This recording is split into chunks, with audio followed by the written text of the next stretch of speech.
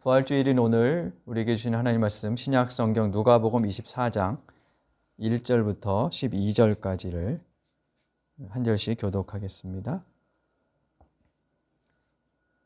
일회의 첫날 이른 새벽에 여자들은 준비한 향료를 가지고 무덤으로 갔다.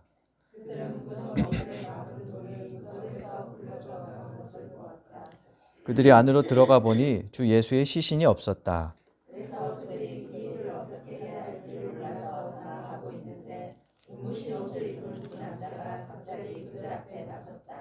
여자들은 두려워서 얼굴을 아래로 숙이고 있는데 그 남자들이 그들에게 말하였다. 어찌하여 너희들은 살아계신 분을 죽은 사람들 가운데서 찾고 있느냐? 그분은 여기에 계시지 않고 살아나셨다. 갈릴리에 계실 때 너희에게 하신 말씀을 기억해 보아라. 인자는 반드시 죄인의 손에 넘어가서 십자가에 처형되고 사흘째 되는 날에 살아나야 한다고 하셨다.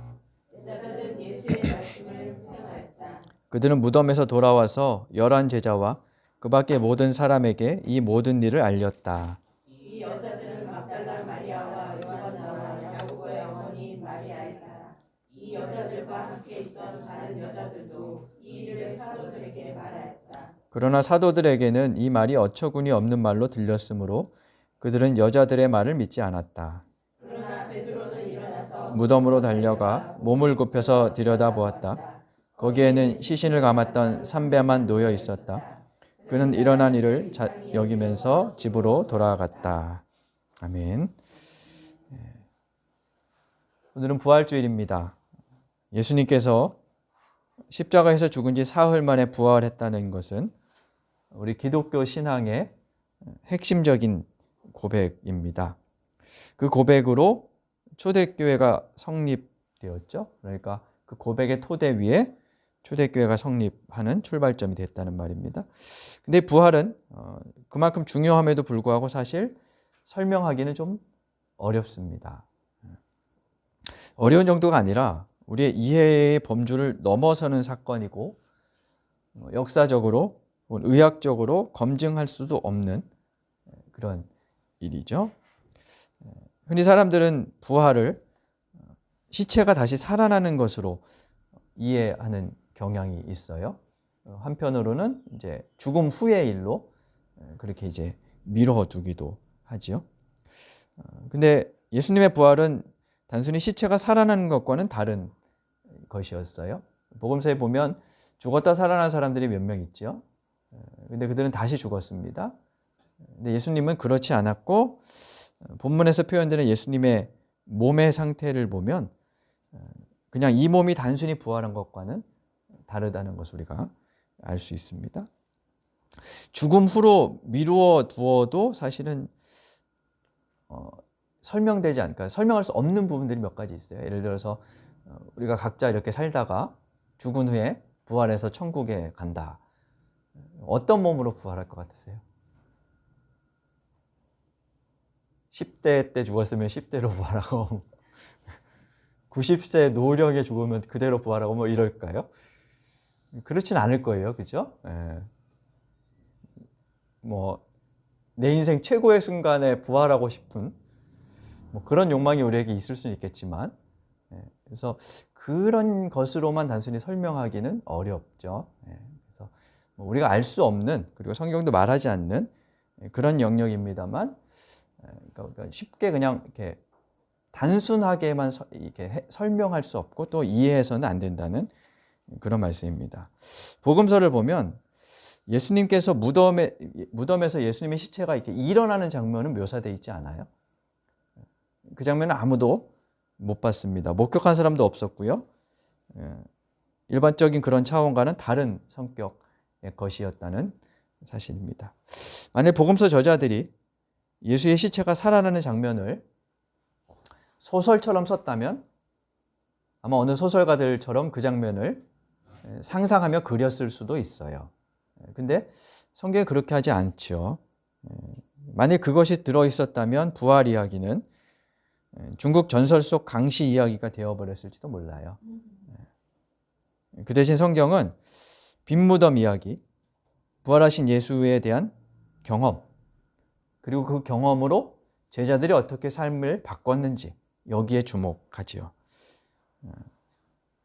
당연히 저도 부활을 설명할 재주가 별로 없어요. 그동안 뭐 부활절마다 설교를 하긴 했지만 갈수록 어렵다 하는 사실은 그런 생각을 합니다. 그래서 오늘은 좀 길지만 누가복음 전체를 우리가 평일에 읽고 있는 신약 읽기 순서에 따라서 읽고 간단히 정리하는 방식으로 설교를 해보려고 합니다. 먼저 방금 읽은 1절부터 12절까지는 유대인의 안식일이었던 토요일이 지난 이레의 첫날 새벽, 그러니까 지금의 주일에 예수님의 시신을 안치한 무덤에 찾아갔던 여자들의 이야기이죠. 그들이 빈 무덤을 발견한 최초의 목격자들이었다라고 이야기합니다. 동행자들의 명단은 복음서마다 약간씩 다른데 공통점은요, 무덤이 비어 있었고 천사들이 예수님의 부활 소식을 전했다라고 하는 겁니다. 사진을 보시면 그 당시에 이제 돌무덤 형태였다 그래요. 아래쪽에 지붕이 덮여져 있었을 텐데 지붕은 사라졌고 아래쪽에 입구가 있고요. 입구에 들어가면 가운데 이렇게 뭐 넓은 D자 형태의 돌이 있죠. 여기에 시신을 이제 안치합니다. 그리고 한 1년 정도인가 시신이 이제 부패해서 썩으면 그 뼈들을 추려서 사방에 있는 그 격실에 이제 넣는 방식으로 장례를 치렀다 그래요. 이런 형식이 아니면 혹은 돌무덤에 자연 돌무덤에 이제 책장 이런 책장 같은 그런 다락 같은 것들 파고 여기에 시신을 두는 형태로. 그리고 보통 이 입구는 이제 돌로 막아놨겠죠. 막아놓은 이유는 우리도 뭐 예전에도 도구를 많이 했지만 함께 넣어두는 그런 부장품들 때문이었을 것이다. 뭐 이렇게 생각을 하는데요. 어쨌든 이런 식으로 형태가 되어 있었고 복음서에 보면 바리새인들을 향해서 회칠한 무덤 같은 뭐 이런 식으로 표현하잖아요. 이게 이제 일반 사람들이 이렇게 지나다니는 곳에 무덤이 있었기 때문에 유대인들은 무덤을 만지면 부정해진다고 생각을 했죠. 그래서 그걸 이렇게 표시하기 위해서 회칠을 해놓은 이런 이제 문화들이 있었다고 합니다. 자, 여기에 이제 갔어요. 무덤이 열려져 있었고 예수님의 시신은 없었습니다. 낙담해 있는 여인들에게 천사들이 와서 예수님의 부활 소식을 전합니다. 근데 오늘 1절부터 12절에서 주목할 점은 최초의 증인들이 여성이었다는 겁니다. 유대 사회에서 여성들은 감정 조절이 잘 안 된다는 이유로 증인이 될 수 없었습니다. 객관적으로 그들의 증언은 믿을 수 없다라고 생각을 했습니다. 근데 복음서는 증인으로 여인들을 등장시킵니다. 억지로 믿게 하려고 썼다면 그런 시나리오로 이것을 기록했다면 아마 여자들의 증언은 뺐을 겁니다. 그래야 더 그 당시 사람들에게는 신뢰가 있었기 때문이죠. 근데 그걸 그대로 기록을 하지요. 11절에서도 보면 사도들이 여자들이 와서 하는 말을 듣고 어처구니 없는 허튼 소리라며 믿지 않았다고 이야기를 하고 있지요. 또 한 가지 주목할 점은 천사들이 여자들에게 하는 말입니다. 6절부터 8절까지 보면 천사들은 예수께서 이전에 하신 말씀을 기억해 보라 라고 하고요. 8절에서 여자들은 예수님의 말씀을 회상했다 이렇게 얘기합니다. 그러니까 말씀이 매개로 이루어지고 있음을 우리가 볼 수 있습니다. 12절부터는 13절부터는 이제 그런 제자들에게 부활하신 예수님께서 찾아가시는 장면이 펼쳐져 있는데요. 먼저 엠마오로 가던 2명의 제자에게 예수님이 찾아가시죠. 우리 13절부터 35절까지 좀 긴 대목인데요. 말씀을 좀 이렇게 그려보면서 한번 읽어보겠습니다. 누가복음 24장 13절 제가 읽겠습니다. 마침 그날에 그들 가운데 2사람이 예루살렘에서 한 30리 떨어져 있는 엠마오라는 마을로 가고 있었다. 그들이 이야기하며 토론하고 있는데 예수께서 가까이 가서 그들과 함께 걸으셨다. 그러나 그들은 눈이 가려져서 예수를 알아보지 못하였다. 예수께서 그들에게 물으셨다. 당신들이 걸으면서 서로 주고받는 이 말들은 무슨 이야기입니까? 그들은 침통한 표정을 지으며 걸음을 멈추었다. 그때 그들 가운데 하나인 글로바라는 사람이 예수께 말하였다. 예루살렘에 머물러 있었으면서 이 며칠 동안에 거기에서 일어난 일을 당신 혼자만 모른단 말입니까? 예수께서 그들에게 물으셨다. 무슨 일입니까? 그들이 그에게 말하였다. 나사렛 예수에 관한 일입니다. 그는 하나님과 모든 백성 앞에서 행동과 말씀에 힘이 있는 예언자였습니다. 그런데 우리의 대제사장들과 지도자들이 그를 넘겨주어서 사형 선고를 받게 하고 십자가에 못 박아 죽였습니다. 우리는 그분이야말로 이스라엘을 구원하실 분이라는 것을 알고서 그분에게 소망을 걸고 있었던 것입니다. 그뿐만 아니라 그런 일이 있은 지 벌써 사흘이 되었는데 우리 가운데서 몇몇 여자가 우리를 놀라게 하였습니다. 그들은 새벽에 무덤에 갔다가 그의 시신을 찾지 못하고 돌아와서 하는 말이 천사들의 환상을 보았다는 것입니다. 천사들이 예수가 살아 계신다고 말했다는 것입니다.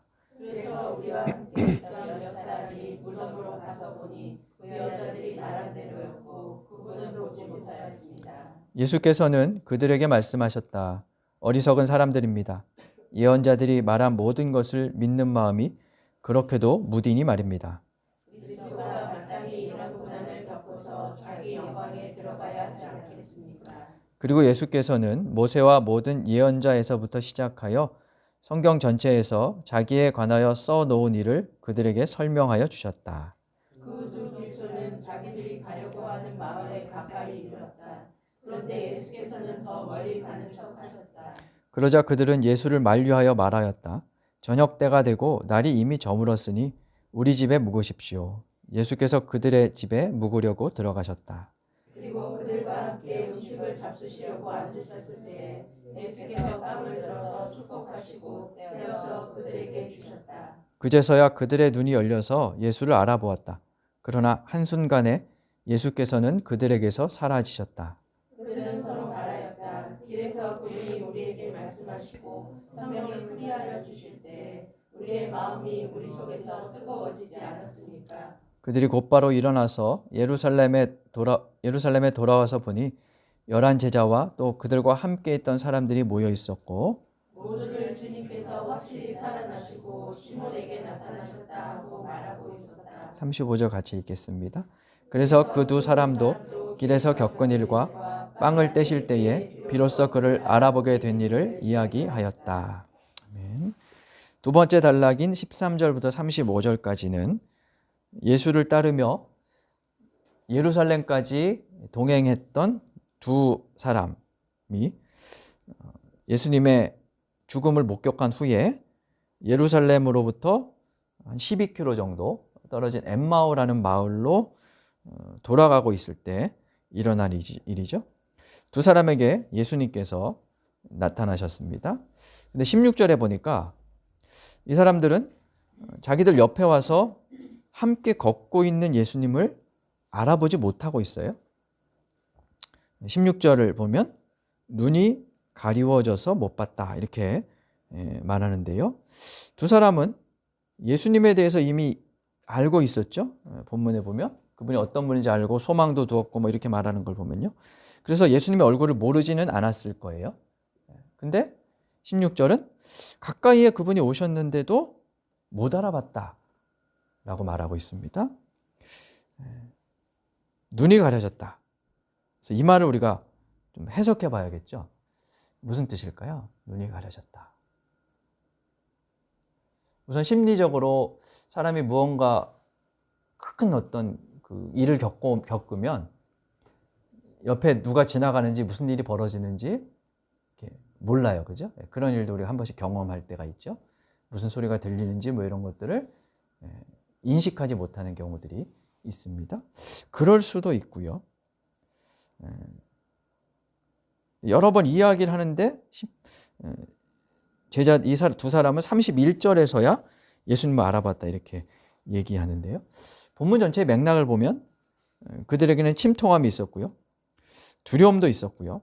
무엇보다 예수, 메시아에 대한 선입견이 있었어요. 19절부터 21절까지 예수님에 대해서 이 사람들이 설명하는 것을 보면 21절에 이렇게 얘기하죠. 우리는 그분이야말로 이스라엘을 구원하실 분이라는 것을 알고 소망을 걸고 있었습니다. 그리고 여자들이 와서 부활 소식을 전했는데 그냥 남 얘기하듯이 하죠. 23절에 보니까 그들이 환상을 받고 살아나셨다고 말하는데 믿지 못하겠어요. 이렇게 지금 얘기를 하는 겁니다. 눈이 가려져 있다는 말은 어떤 선입견에 사로잡혀 있었다는 것이에요. 그것은 예수는 죽지 않는다라는 선입견이었어요, 사실. 그러니까 메시아로 믿었는데 이 메시아는 죽지 않는 존재였어요. 그래서 이스라엘을 로마로부터 해방시키는 그런 존재였어요. 근데 예수가 자기들의 기대와 소망과 달리 죽었어요. 부활하셨다네요. 근데 그걸 이제 부활도 종말에 일어날 일인데 지금 여기서 부활했다니 믿지 못하는 거죠. 그러니까 기존의 통념 혹은 선입견 이런 것들에 눈이 가려져 있었다라고 누가는 이야기를 하는 거죠. 그것 때문에 예수가 가까이 와도 알아보지 못하고 여자들의 증언을 들었음에도 믿지 못했습니다. 이런 제자들에게 주님은 25절에서 마음이 무딘 사람들이다 라고 하시죠. 그러면서 성경 전체를 자기에 관해 써놓은 일로 해석해 주고 계세요. 27절에 보면 모세와 모든 예언자에서부터 시작해서 성경 전체의 일을 설명하셨다라고 말합니다. 모세와 모든 예언자는 율법서와 예언서를 뜻하는 이제 구약을 말하는 겁니다. 그것을 예수님의 관점으로 풀어주셨다는 것입니다. 그리고 엠마오 마을에 들어가셔서 그들과 식사를 하십니다. 30절에 식사하는 장면은 어떤 장면인 것 같으세요? 빵을 들어서 축복하셨다. 이 말은 꼭 성찬식을 연상시키는 이제 표현이죠. 그리고 31절에 보니까 그제서야 그들의 눈이 열려서 예수를 알아보았다 합니다. 근데 그 순간 예수는 사라지셨어요. 두 제자는 길을 돌이켜 다시 예루살렘으로 돌아가서 자신들이 겪은 일을 11제자와 동료들에게 전합니다. 그 전에 이미 예수님께서 시몬에게 나타나셨던 모양입니다. 34절에 제자들이 그렇게 증언하고 있지요. 서로의 경험을 이야기하며 아마도 이 일이 어떤 일일까 이렇게 주고받고 있었을 겁니다. 그리고 그때 예수님께서 다시 그들에게 찾아오십니다. 그 마지막 대목을 우리 한번 읽어보겠습니다. 24장 36절부터 53절 마지막 절까지를 함께 읽겠습니다. 36절 제가 읽습니다. 그들이 이런 이야기를 하고 있을 때에 예수께서 몸소 그들 가운데 들어서서 말씀하셨다. 너희에게 평화가 있어라. 그들은 놀라고 무서움에 사로잡혀서 유령을 보고 있는 줄로 생각하였다. 예수께서는 그들에게 말씀하셨다. 어찌하여 너희는 당황하느냐? 어찌하여 마음에 의심을 품느냐? 내 손과 내 발을 보아라. 바로 나다. 나를 만져 보아라. 유령은 살과 뼈가 없지만 너희가 보다시피 나는 살과 뼈가 있다. 이렇게 말씀하시고 그는 손과 발을 그들에게 보이셨다. 그들은 너무 기뻐서 아직도 믿지 못하고 놀라워하고 있는데 예수께서 그들에게 말씀하셨다. 여기에 먹을 것이 좀 있느냐? 그래서 그들이 예수께 구운 물고기 한 토막을 드렸다. 예수께서 받아서 그들 앞에서 잡수셨다. 예수께서 그들에게 말씀하셨다. 내가 전에 너희와 함께 있을 때에 너희에게 말하기를 모세의 율법과 예언서와 시편에 나를 두고 기록한 모든 일이 반드시 이루어져야 한다고 하였다. 그때 예수께서는 성경을 깨닫게 하시려고 그들의 마음을 열어주시고 그들에게 말씀하셨다. 이렇게 기록되어 있다. 곧 그리스도는 고난을 겪으시고 사흘째 되는 날에 죽은 사람들 가운데서 살아나실 것이며 그의 이름으로 죄사함을 받게 하는 회개가 모든 민족에게 전파될 것이다 하였다. 예루살렘에서부터 시작하여 너희는 이 일의 증인이다. 보아라, 나는 내 아버지께서 약속하신 것을 너희에게 보낸다. 그러므로 너희는 위로부터 오는 그리고 예수께서는 그들을 밖으로 베다니까지 데리고 가서 손을 들어 그들을 축복하셨다. 예수께서는 그들을 축복하시는 가운데 그들에게서 떠나 하늘로 올라가셨다. 그들은 예수께 경배하고 크게 기뻐하면서 예루살렘으로 돌아가서 하나님을 찬양하면서 날마다 성전에서 지냈다. 아멘. 엠마오에서 길을 돌이켜 예루살렘에 온 두 명과 제자들이 만나서 각자의 경험을 이야기하고 있을 때 예수님께서 그들 가운데 나타나셨습니다.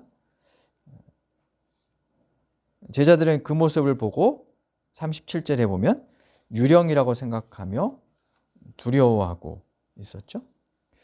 주님은 그들에게 자신은 유령이 아니라 몸을 가진 존재임을 보여주십니다. 음식을 드시기도 하시죠. 40절에 보니까 그의 손과 발에 못자국, 상처 이런 것들을 보여주셨습니다. 요한복음에 보면 도마가 이런 일을 한 것으로 기록돼 있죠. 그래서 도마를 의심 많은 제자 뭐 이렇게 얘기하지만 사실 도마만 그랬던 것은 아니라는 것을 우리가 알 수 있습니다. 아무튼 예수님은 음식을 드시기도 하면서 말씀하세요. 여기에서 이제 예수님의 그 부활의 실체를 우리가 이해하기 어려운 점이 있어요. 한순간 나타나기도 하시고 호련히 사라지기도 하시고 그리고 살과 뼈가 있고 손과 발에 상처도 있습니다. 음식을 드시기도 하시죠.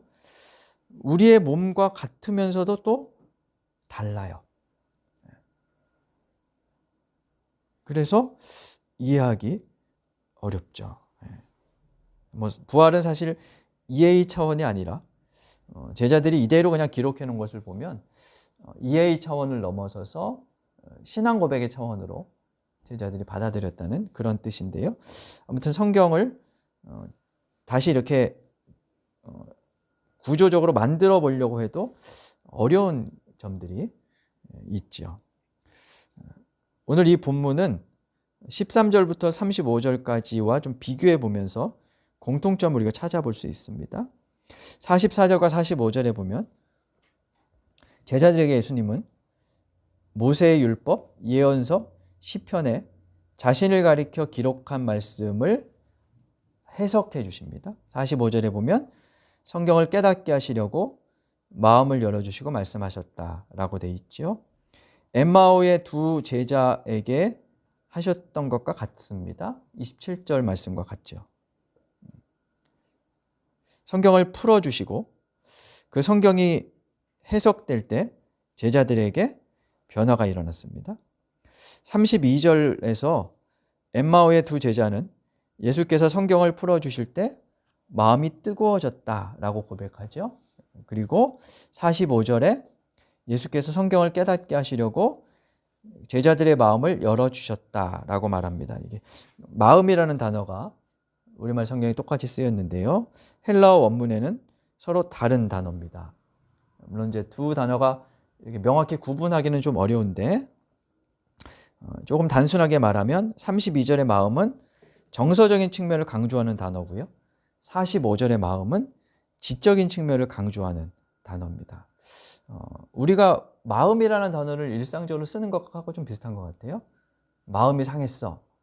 뭐 이럴 때는 정서의 문제죠. 감정적으로 상처를 받았다 이런 것이고요. 마음으로 뭐 깨우쳤어. 뭐 이럴 때는 지성의 작용이지요. 그 얘기를 지금 여기서 하고 있습니다. 예수님의 부활을 제자들은 목격하고 흥분하거나 환희에 가득 차기만 한 것이 아니고 성경을 면밀히 읽으면서 예수님의 죽음과 부활을 해석했다는 거예요. 근데 여기에는 누가복음이 기록될 초대교회의 정황이 담겨 있습니다. 누가복음은 우리 복음서를 시작하면서 말씀드린 것처럼 주후 80에서 85년경에 기록되었다고 합니다.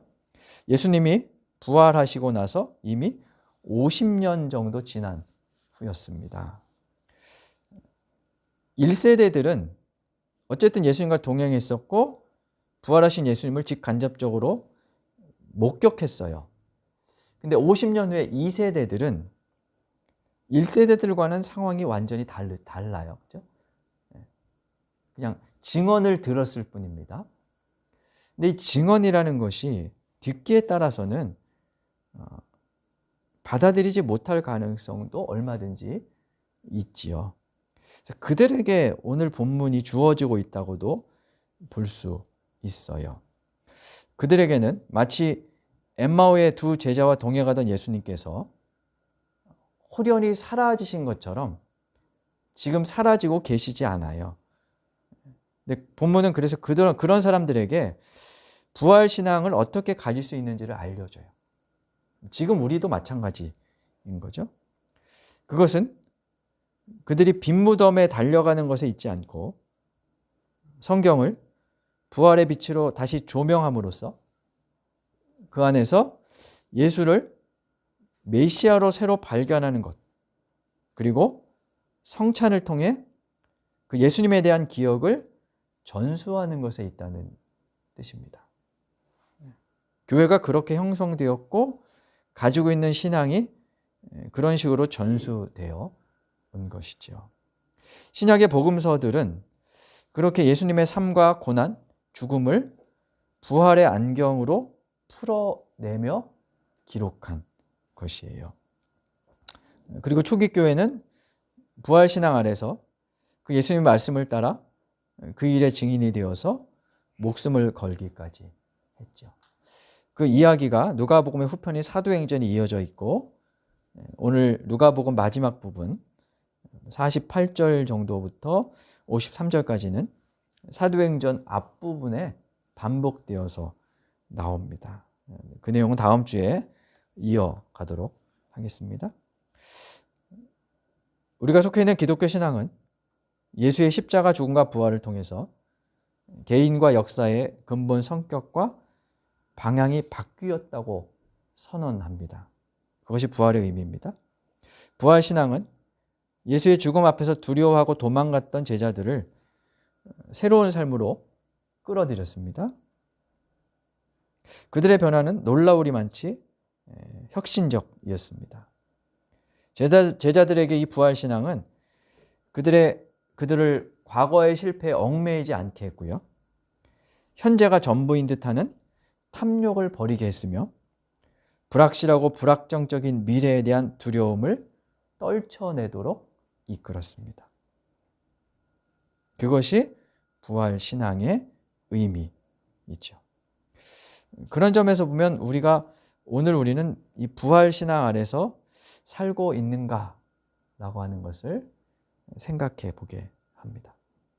마지막으로 누가의 증언을 보면 부활의 주님께서 개선장군이 승전가를 울리며 도시를 행진하듯이 퍼포먼스를 벌이거나 위세를 부리는 방식으로 제자들을 찾아오지 않으셨다는 것을 알 수 있습니다. 부활을 보여주는 가장 확실한 방법은 천사들을 동원해서 거리를 행진하는 것이었을 거예요.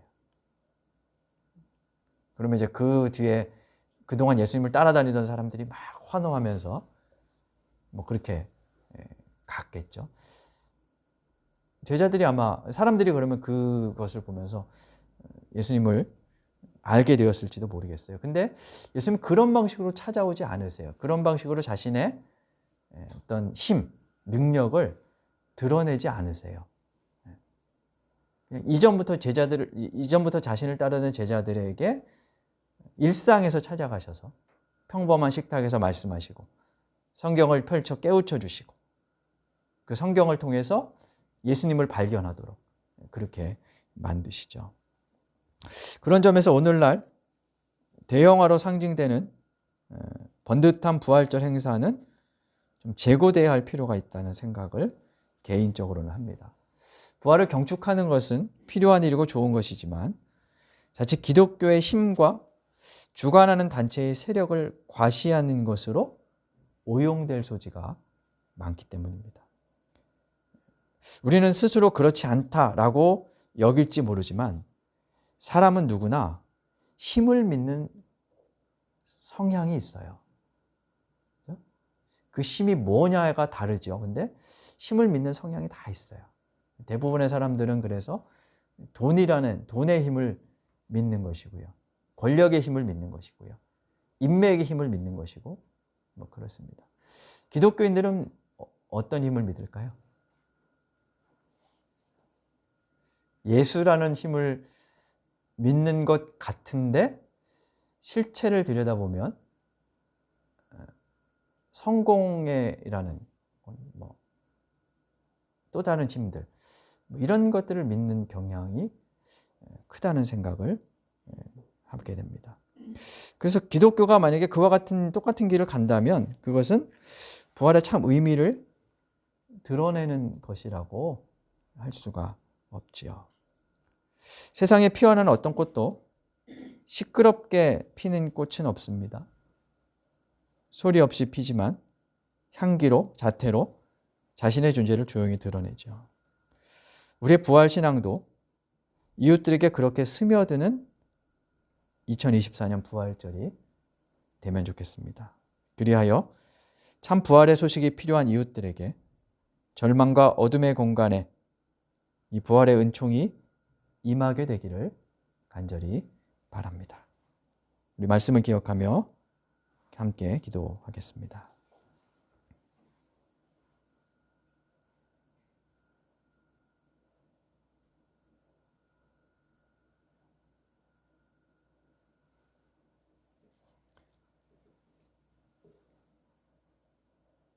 하나님, 예수님의 부활을 기억하고 감사하는 이 아침에 부활의 의미를 묵상합니다.